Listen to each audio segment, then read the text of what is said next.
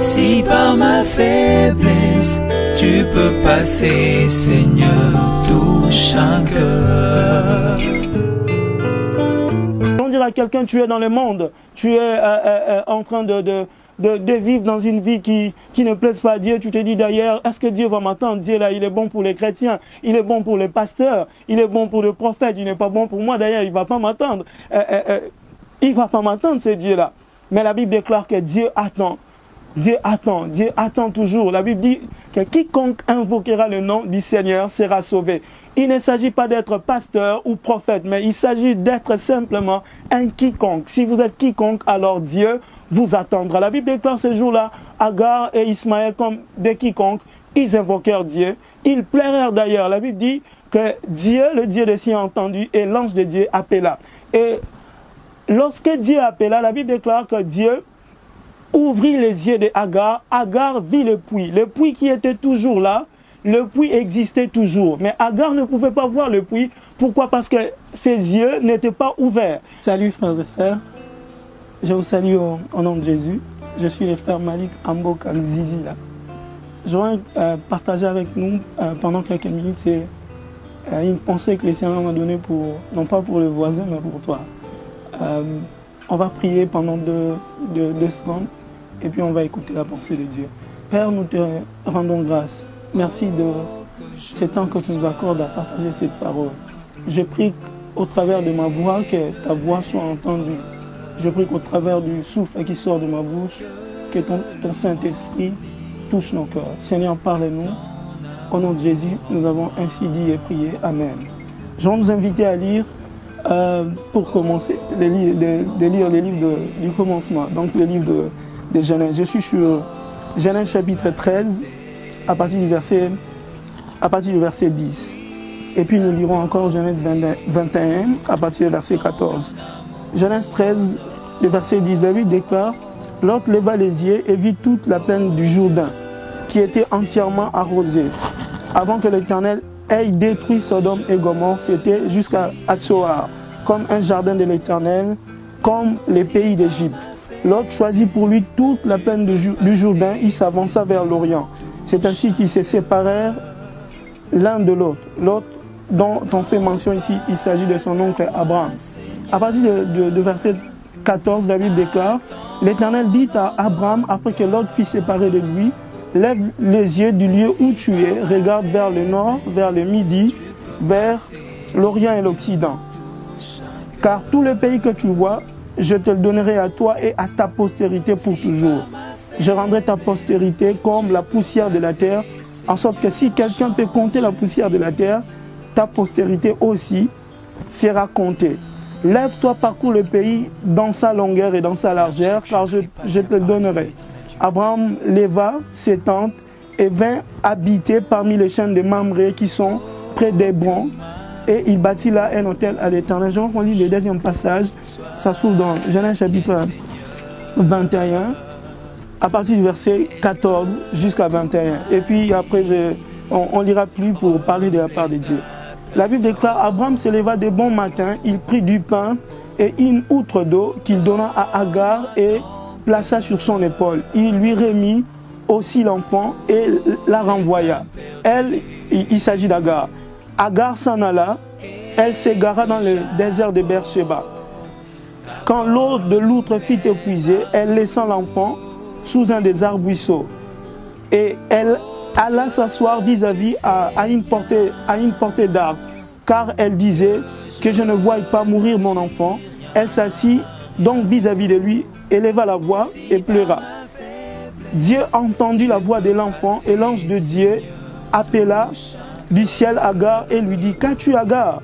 Ne crains point, car Dieu a entendu ta voix, car Dieu a entendu la voix de l'enfant dans le lieu où il est. Le verset 18, lève-toi, prends l'enfant, saisis-le de ta main, car je ferai de lui une grande nation. Et Dieu lui ouvrit les yeux, et elle vit un puits d'eau.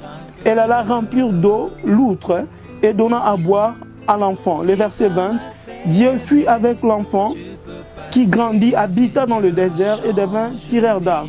Il habita dans le désert de Paran, et sa mère lui prit une femme du pays d'Égypte. J'aimerais nous partager une petite pensée que moi j'ai intitulée « Et Dieu entendit ». C'est tiré de Genèse 21, le verset 17, comme la Bible déclare, Dieu entendit la voix de l'enfant. Dieu entendit, comme quelqu'un en anglais dira, and God heard the voice of the boy. Dieu a entendu la voix de l'enfant. Dieu a entendu. Frères et sœurs, l'histoire nous venons de lire parle d'une séparation. Cette histoire un peu longue, vous avez vu, on la lit avec des séquences, elle commence par une séparation. Il y a quelque chose qui s'est produit dans la maison d'Agar, et bien, Ismaël est en train de se séparer de son père biologique, Agar est en train de se séparer de sa maîtresse Sarah. Et Ismaël se sépare de son père Abraham. Combien c'est difficile lorsqu'il y a séparation, combien on souffre. Aujourd'hui, on raconte des situations qui nous font souffrir. Ça peut être une séparation, ça peut être une certaine perte, ça peut être un décès. D'ailleurs, le décès, la mort, c'est une séparation. On est en train de se séparer du vivant parce qu'on est mort. Ça peut être un échec, ça peut être le vent de divorce qui est en train de souffler dans votre couple. Ça peut être beaucoup de choses selon les situations. Et cette histoire part d'une séparation. Et la Bible déclare Agar et son fils Ismaël se séparent d'Abraham. Ils sont en train de partir vers un futur qui ne maîtrise pas. D'ailleurs, le futur, on ne maîtrise toujours pas. Le futur, on ne maîtrise pas bien. On ne connaît pas bien qui sait ce qui va arriver dans 10 minutes ici. On ne maîtrise toujours pas. Ils sont en train de partir comme sans espérance vers un futur, vers un terrain qu'ils ignorent. Comme quelqu'un, ils savent d'où ils sont partis, mais ils ne savent pas là où ils sont en train de partir. Combien c'est difficile de connaître d'où l'on vient, mais ne pas connaître d'où on est en train de partir, c'est compliqué. Et c'était ça le problème d'Agar et d'Ismaël. Mais la Bible déclare, lorsqu'ils sont sortis de la maison d'Abraham, Abraham leur a donné le pain et une outre d'eau. Ils sont partis dans le parcours de la vie, dans le cursus de la vie, avec une provision. Ils sont partis avec l'eau, et l'outre qui contenait de l'eau et le pain. Ils sont partis comme ça et la Bible déclare qu'ils ont commencé à errer dans les déserts des parents. Et lorsqu'ils sont arrivés dans les déserts, la provision qu'ils avaient est épuisée. La Bible déclare que Agar commençait à pleurer. Il ne voulait même pas voir comment va mourir son fils. Il y a des situations comme ça, on ne veut même pas voir comment ça va finir. C'est douloureux ce qu'on est en train de traverser à la maison. C'est douloureux depuis que ces problèmes-là ont commencé. Ça fait ronger. Ces cancers-là, ça fait produire de métastases, ça fait nous détruire de plus en plus et on est en train de souffrir de ça. Combien c'est douloureux que de perdre quelque chose qu'on avait, combien c'est douloureux, frères et sœurs, que de souffrir. D'ailleurs, la souffrance a toujours été douloureuse. Et la Bible déclare que c'était comme ça le problème d'Agar. Quelques vérités, je vais partager avec toi. Donne-moi de ton intention, un peu comme dit un prédicateur, et puis à la fin je te la rendrai, je ne partirai pas avec ça. Alors la première vérité, j'aimerais que tu retiennes, c'est ce que la Bible est en train de nous enseigner, que Agar et Ismaël sont partis dans le parcours de la vie avec une provision humaine. La Bible déclare, avec la provision humaine, ils ne sont pas arrivés à destination. Quand tu parcours, tu fais le parcours de la vie avec une provision humaine, avec des ressources humaines, ça ne t'amènera pas forcément à destination. Ce que tu reçois de tes hommes, de papa, des amis, de ces garçons-là, de cette fille-là, de ton copain, de ta copine-là, ça ne t'amènera pas vers une bonne destination. Tu ne toucheras pas forcément la cible avec la provision humaine. Tu n'arriveras pas certainement à réussir avec une provision humaine. Je suis très sûr que l'échec est attaché à toute ressource humaine. C'est ce que la Bible nous présente d'ailleurs, noir sur blanc. La Bible déclare que l'eau de l'outre et le pain étaient finis. Et là, ils sont en train de mourir dans le désert. Où est l'eau qu'Abraham avait donnée? Où est l'argent que papa donne toujours? Il n'y en aura pas toujours. La Bible déclare, Jérémie est en train de dire, maudit soit ceux qui se confient dans l'homme. Il dit, se confier dans l'homme, c'est une malédiction. J'aimerais décourager quelqu'un à ne pas se confier dans les ressources de la famille. Est-ce mauvais d'être riche? Moi, je n'ai pas dit ça. Est-ce mauvais de ne pas avoir beaucoup? Moi, je n'ai pas dit ça. Moi, je suis en train de dire que c'est mauvais de se confier dans ce qu'un homme peut te donner. En ce moment, tu es en train de me suivre, j'ai un message de salut, j'ai un message d'espérance pour toi. Je vais dire à quelqu'un, je te décourage de toutes les ressources que les occultistes peuvent te donner, de toutes les ressources que la sorcellerie peut te donner. Aujourd'hui, on en a en Afrique, c'est devenu comme notre nourriture quotidienne, la sorcellerie. Ça ne t'amènera pas forcément à la réussite, ce que les hommes peuvent te donner. La première leçon, tu retiens très bien que toute ressource humaine en dehors de Dieu ne te fera pas réussir. Mais une deuxième leçon que ce texte nous enseigne, la Bible déclare qu'elle a commencé à pleurer, cette femme, elle a commencé à pleurer, eh bien parce que toutes les ressources qu'ils avaient été épuisées. Elle a commencé à pleurer avec son enfant. La Bible déclare que Dieu a entendu la voix de l'enfant. C'est cela notre petit thème. Dieu a entendu la voix de l'enfant. Then God heard the voice of the boy. Dieu a entendu la voix de l'enfant et l'ange de Dieu appela. La Bible déclare Dieu a entendu, mais c'est l'ange de Dieu qui appela. Dieu a entendu, mais c'est l'ange de Dieu qui appela. Dieu du haut des cieux a entendu, mais c'est l'ange de Dieu qui appela. Lorsqu'on dit ange de Dieu, ça fait référence à Dieu toujours. J'aimerais que tu le retiennes, on y reviendra. Lorsqu'on dit ange de Dieu, ça veut aussi dire Elohim. Elohim, c'est le premier nom de Dieu qui ressort dans Genèse 1:1. Donc, Elohim créa le ciel et la terre. Lorsqu'il appela dans ses pleurs, lorsqu'il était en train de pleurer, le Dieu des cieux a entendu, mais le créateur des cieux et de la terre répondit. La Bible déclare qu'elle était en train de pleurer, elle pleurait, mais Dieu a entendu. Frères et sœurs, deuxième leçon que tu retiennes aujourd'hui, c'est que peu importe où tu es, tu peux être dans une forêt équatoriale ou tropicale, je ne sais pas. Tu peux être dans l'Antarctique nord ou sud. Peu importe là où tu es, dans une boîte de nuit en train de me suivre, dans ta chambre, partout dans la rue, tu es en train de me suivre. La bonne nouvelle, la deuxième leçon tirée de ces textes que j'ai à nous annoncer, c'est que Dieu peut toujours t'entendre. Peu importe le genre de problème que tu traverses, peu importe le genre de combat que tu as, Dieu peut toujours t'entendre. La Bible déclare dans le livre des psaumes, quelque part, il est dit que les oreilles de l'Éternel sont attentives aux cris des malheureux. Êtes-vous malheureux par une circonstance? Une circonstance vous a-t-elle rendu malheureux? Une circonstance vous a brisé le cœur? Quelqu'un vous a abandonné? Ouais, il est parti, il a dit qu'il allait vous marier. Après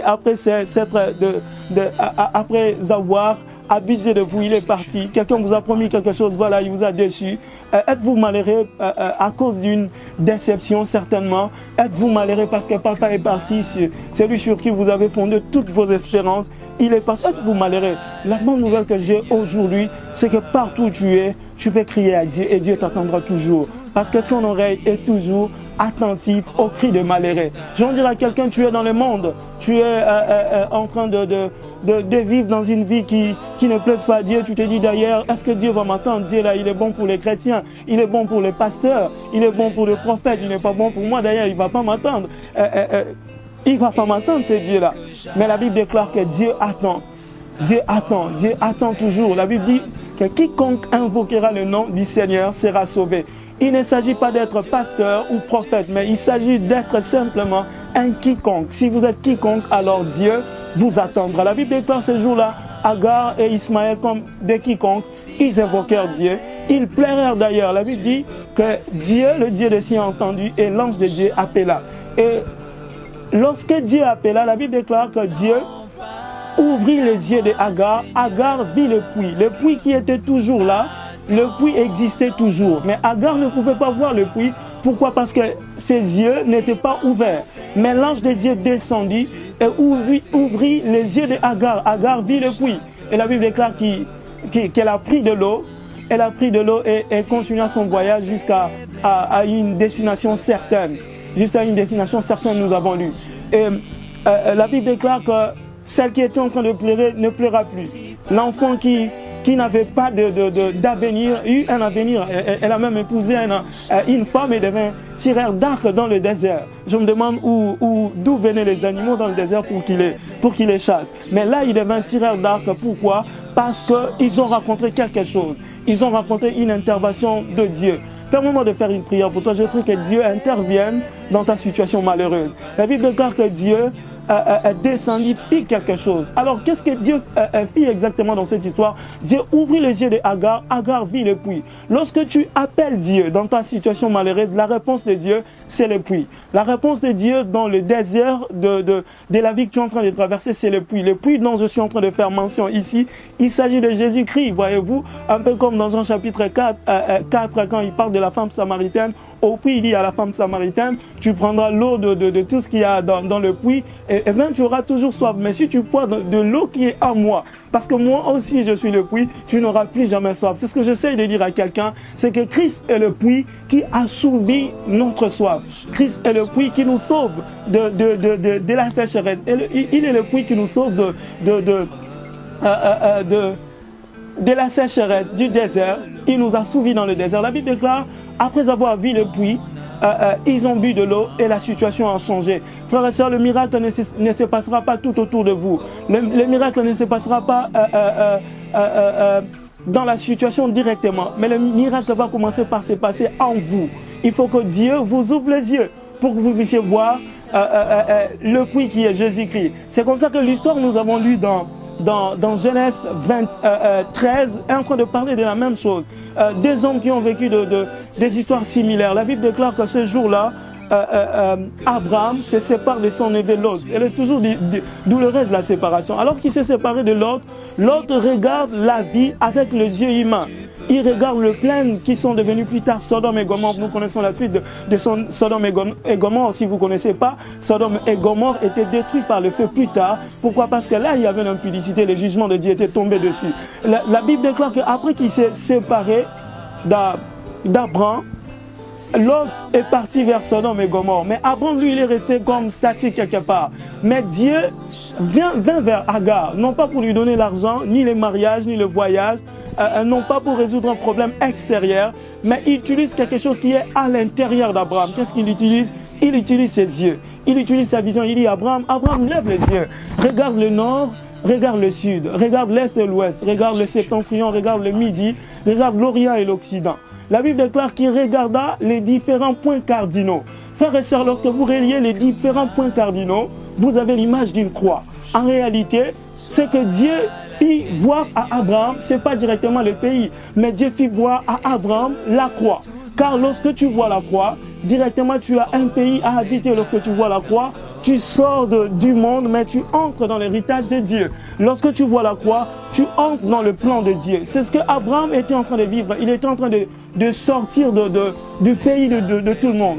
Du pays de tout le monde, mais d'entrer dans le pays de Dieu. C'est que Dieu lui avait promis. La Bible déclare, il vit le nord, le sud, il vit l'est et l'ouest, et il possédait la terre qui ne lui fit jamais ôter. D'ailleurs, sa descendance habitait ces pays-là. Ce que j'essaie de dire à quelqu'un, la réponse de Dieu à ton problème, la réponse de Dieu à ta prière, aux gens de combat que tu es en train de rencontrer, eh bien, c'est la croix. Et les regards tournés vers Jésus. Aujourd'hui, Dieu te parle au travers de ma voix et essaye de te dire, n'aie pas les regards tournés vers un homme, car les ressources que les hommes peuvent te donner s'épuiseront. N'aie pas le regard tourné vers ton mari. J'essaie pas de dire qu'il faut abandonner ton mari. Il risque de te chasser de la maison. C'est donc j'essaie de dire, au-delà du mari, aie le regard tourné vers Jésus. N'est-ce pas qu'il est écrit, frères et sœurs? Il est écrit, lorsqu'on tourne vers lui les regards, on n'est plus couvert d'honte, mais l'on est rayonnant de joie. Cette histoire, c'est un peu comme Marie de Magdala. Il regarde la tombe. Il dit, oh voilà, mon maître est parti. Ce dont il ne sait pas, c'est qu'il y a quelqu'un qui est ressuscité, qui est derrière lui. Il dit, Jésus dit, oh Marie, regarde de ses côtés, regarde de ses côtés. Alors lorsque Marie regarde de ses côtés, la Marie qui était en train de pleurer ne pleura plus. Pourquoi? Parce qu'il a vu le ressuscité. J'essaie de dire à quelqu'un, détourne un peu tes regards du monde, mais aie le regard fixé vers la croix. Tous ceux dont les regards sont tournés vers la croix, ils ne sont jamais dessus. J'ai un message pour toi, j'ai un message d'espérance pour toi, un message du salut pour toi. Et les regards tournés vers la croix du Christ. Frères et sœurs, je m'aimerais toucher quelque chose qui m'a touché. Je sais que ça va toucher. La Bible déclare, revenons dans notre histoire de Genèse 21, la Bible déclare, il appellerait les dieux dans le ciel entendus, mais l'ange de Dieu répondit. Souvenez-vous, je viens de vous le dire il y a quelques minutes ici, lorsqu'on dit ange de Dieu, ça renvoie à Dieu lui-même. mais ça veut dire aussi Elohim. Comme on a dit dans Genèse 1.1, tu peux vérifier. Si jamais vous n'avez pas de Bible, moi j'ai une Bible, je vais quand même le lire pour vous. C'est la traduction originale dit la même chose. Là où on dit Dieu, dans Genèse 1.1, on dit, on commencement, Dieu créa les cieux et la terre. L'original dit Elohim créa les cieux et la terre. Alors lorsque Agar et Ismaël se retrouvent dans un problème, ce n'est pas Jéhovah Rapha qui a répondu. Ce n'est pas Jéhovah Shalom qui a répondu. Mais c'est le créateur des cieux et de la terre. Parce que là, il s'agit d'un problème géographique. Donc, le créateur du ciel et de la terre, le maître de toute la géographie du monde, le maître de la galaxie, de la voie lactée, c'est celui-là qui a répondu. La Bible déclare, Dieu répondit et descendit. C'est que Dieu fit. Qu'est-ce que Dieu fit? C'est que Dieu fit ce jour-là comme étant Elohim, créateur du ciel et de la terre, comme étant Elohim, créateur du jardin d'Éden. Il est ramenant dans l'origine. Il est ramenant dans le régime du jardin d'Éden. J'essaie de dire à quelqu'un, dans toutes les situations difficiles que tu peux avoir dans la vie, lorsque tu cries à Elohim, lorsque tu as le regard tourné vers la croix de Jésus, Dieu te mettra au régime du jardin. Un homme a dit, si l'arbre du milieu nous fait sortir du jardin, mais la croix du milieu, la croix du Christ nous ramène dans le jardin d'Éden. J'essaie de dire à quelqu'un, aie le regard tourné vers la croix, car à chaque fois que tu as le regard tourné vers la croix, tu seras toujours dans le régime du jardin d'Éden. Prédicateur, exhortateur, c'est quoi le régime du jardin d'Éden? La Bible déclare qu'ils étaient dans le désert, mais là dans le désert, ils ont trouvé de l'eau. Ça c'est un. C'est que dans le jardin d'Éden, il y avait aussi de l'eau. Ils ont trouvé des gibiers à chasser. C'est comme dans le jardin d'Éden, il y avait aussi des gibiers à chasser. Un peu comme, voyez-vous, vous allez vous rappeler, Adam a donné des noms aux antilopes, n'est-ce pas? C'est biblique ça. Donc, dans les jardins d'Éden, il y avait des animaux un peu comme Ismaël est en train de les chasser. Mais non seulement cela, la Bible déclare que dans le désert, Ismaël trouva une femme. Sa mère lui trouva une femme. Un peu comme dans les jardins d'Éden, Dieu trouva une femme pour Adam. C'est donc j'essaie de dire à quelqu'un, aie le regard tourné vers la croix. Je suis venu te prêcher la croix. La croix, vous êtes dans le monde, perdu dans l'impudicité, perdu dans le péché, perdu dans quelque chose dont, voyez-vous, je n'ai pas le plus grand cerveau du monde, je n'ai pas le cerveau d'Einstein pour connaître tous les exemples du monde. Mais ce dont j'essaie de te dire, c'est qu'il y a une solution au problème que tu es en train de traverser. Dieu ne touchera pas à l'extérieur, Dieu touchera à toi. Frère et sœur, il m'a demandé de t'appeler aujourd'hui. De t'appeler et de te dire, hey, le regard tourné vers Jésus. Tu es chrétien, chrétienne, serviteur de Dieu, servante de Dieu, hey, le regard tourné vers la croix. Tu n'as jamais donné ta vie à Jésus. Aujourd'hui, je te présente la croix. Par la croix, tu rentres vers Dieu. Par la croix, tu rentres dans ta maison d'origine. Un peu comme le fils prodigue, voyez-vous. Lorsqu'il est rentré, la Bible déclare, Dieu tua les veaux. Dieu a tué Christ à la croix. Il a sacrifié Jésus, afin que nous, humanité, nous rentrons vers lui. Frère, tu es là, tu es en train de me suivre. Vous êtes danseuse dans une sorte d'orchestre de ce monde, perdu dans l'impudicité. C'est à toi que Dieu m'a demandé de m'adresser. Aujourd'hui, Dieu te parle au travers de ma voix. Reviens vers lui. Il a besoin de toi. Le Dieu Elohim, il veut te mettre dans le régime du jardin d'Éden. Je vais prier avec quelqu'un, je vais prier avec toi. Non pas le voisin, je vais prier avec toi. Prier avec toi, d'abord avec les chrétiens, ensuite nous prierons pour les âmes, nous prierons pour toi qui veut donner ta vie à Jésus au travers de cette prédication.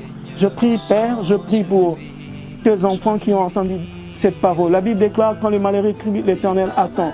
Seigneur, je prie que tu attendes son cri dans les déserts des échecs, dans les déserts des combats, dans les déserts de situations difficiles. Seigneur, attends sa voix et mets-lui dans les régimes du jardin d'Éden.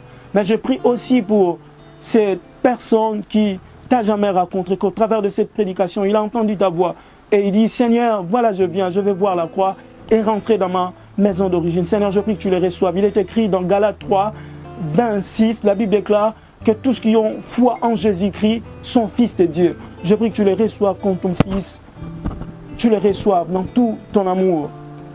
Au nom de Jésus-Christ, nous avons ainsi dit et prié. Amen. Voilà, je suis le frère Malik, comme j'ai dit au début. Frère Malik Ambo comme Zizi là. Que Dieu nous bénisse. Si vous voulez nous contacter, prenez ce numéro 081 09 27 246. Que Dieu te bénisse abondamment. Si par ma faiblesse, tu peux passer, Seigneur, touche un cœur. On dirait à quelqu'un, tu es dans le monde, tu es en train de vivre dans une vie qui ne plaise pas à Dieu. Tu te dis d'ailleurs, est-ce que Dieu va m'entendre? Dieu là, il est bon pour les chrétiens, il est bon pour les pasteurs, il est bon pour les prophètes, il n'est pas bon pour moi. D'ailleurs, il ne va pas m'entendre. Il ne va pas m'entendre, ce Dieu-là. Mais la Bible déclare que Dieu attend. Dieu attend toujours. La Bible dit que quiconque invoquera le nom du Seigneur sera sauvé. Il ne s'agit pas d'être pasteur ou prophète, mais il s'agit d'être simplement un quiconque. Si vous êtes quiconque, alors Dieu vous attendra. La Bible déclare ce jour-là, Agar et Ismaël comme des quiconques, ils invoquèrent Dieu. Ils pleurèrent d'ailleurs. La Bible dit que Dieu, le Dieu des cieux, a entendu et l'ange de Dieu appela. Et lorsque Dieu appela, la Bible déclare que Dieu ouvrit les yeux de Agar. Agar vit le puits qui était toujours là. Le puits existait toujours. Mais Agar ne pouvait pas voir le puits. Pourquoi? Parce que ses yeux n'étaient pas ouverts.